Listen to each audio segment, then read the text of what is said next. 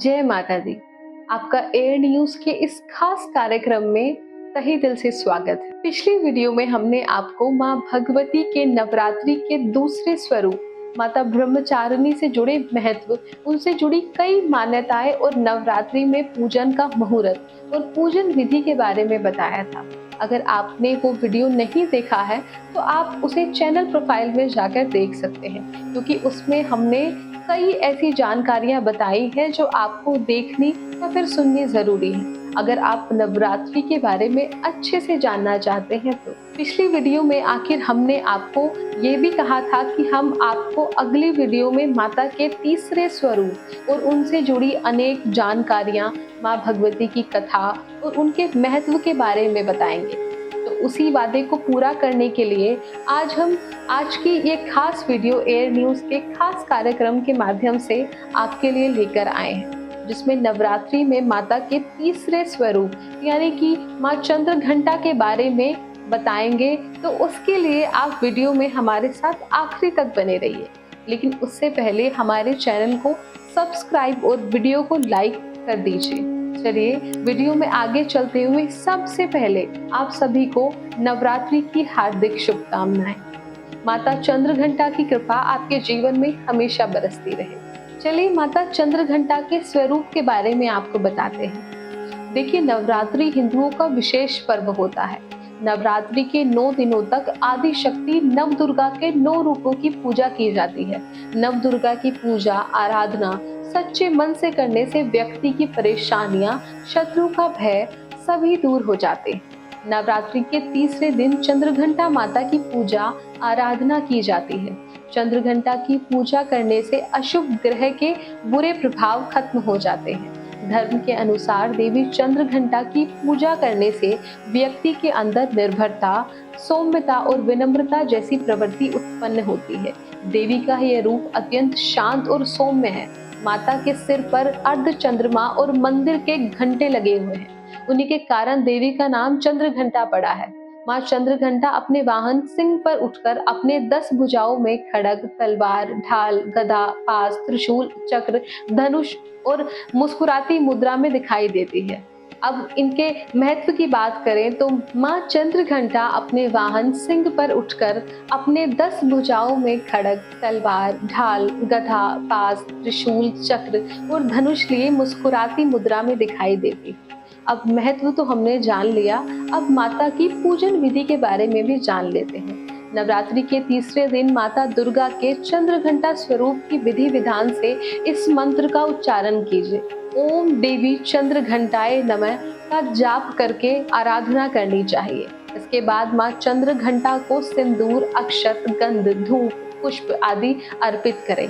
आप देवी माँ को चमेली का पुष्प अथवा कोई भी लाल फूल अर्पित कर सकते हैं। साथ ही साथ दूध से बनी किसी मिठाई का भोग लगाएं।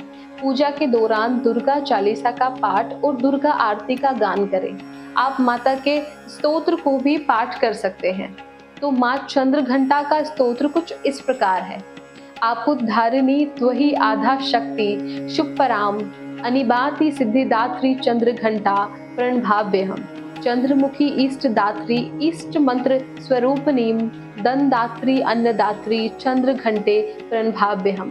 नाना रूप धारिणी इच्छा नई ऐश्वर्यदायिनीम सौभाग्य रोगदायिनी चंद्रघंटा प्रणभाव्यहम्।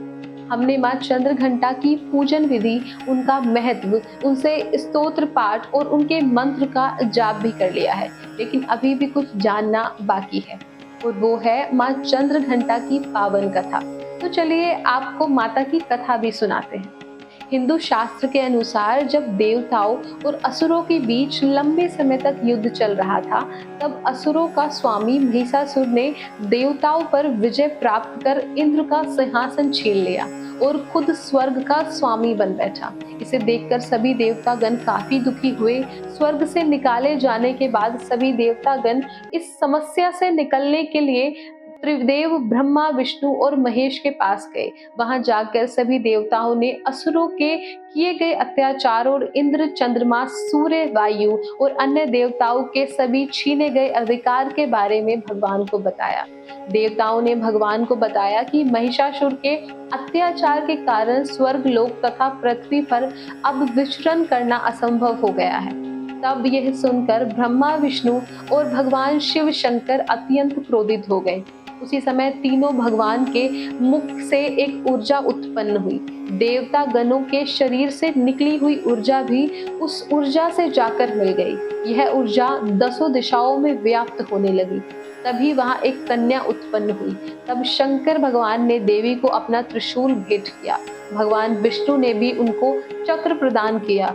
इसी तरह इन सभी देवता ने माता को अस्त्र शस्त्र देकर सजा दिया। इंद्र ने भी अपना वज्र एवं ऐरावत हाथी माता को भेंट किया। सूर्य ने अपना तेज, तलवार और सवारी के लिए शेर प्रदान किया। तब देवी सभी शस्त्रों को लेकर महिषासुर से युद्ध करने के लिए युद्ध भूमि में आ गई। उनका यह विशाल का रूप देखकर महिषासुर भय से कांप उठा। तब महिषासुर ने अपनी सेना को मां चंद्रघंटा पर हमला करने को कहा। तब देवी ने अपने अस्त्र शस्त्र से असुरों की सेनाओं को भर से नष्ट कर दिया। इस तरह से मां चंद्रघंटा ने असुरों का वध करके देवताओं को अभयदान देते हुए अंतर्ध्यान हो गई। तो ये थी मां चंद्रघंटा की पावन कथा और उनसे जुड़ी कई जानकारियां। आशा करती हूँ आपको इस वीडियो से माता चंद्रघंटा के बारे में काफी जानकारियां प्राप्त हुई होंगी। आपके कोई भी सवाल या इस वीडियो से जुड़ी कोई और भी जानकारी या अपने विचार आप हमें हमारे कमेंट में लिखकर भेज सकते हैं। अगली वीडियो में हम आपको नवरात्रि के चौथे दिन के माता के चौथे स्वरूप माता कुष्मांडा के बारे में डिटेल में बताएंगे। तो बने रहिए हमारे साथ और इस चैनल को सब्सक्राइब करके, वीडियो को लाइक करके बेल आइकन को दबाना ना भूलें, ताकि आपको हमारी अगली महत्वपूर्ण वीडियो की नोटिफिकेशन समय से मिल सके।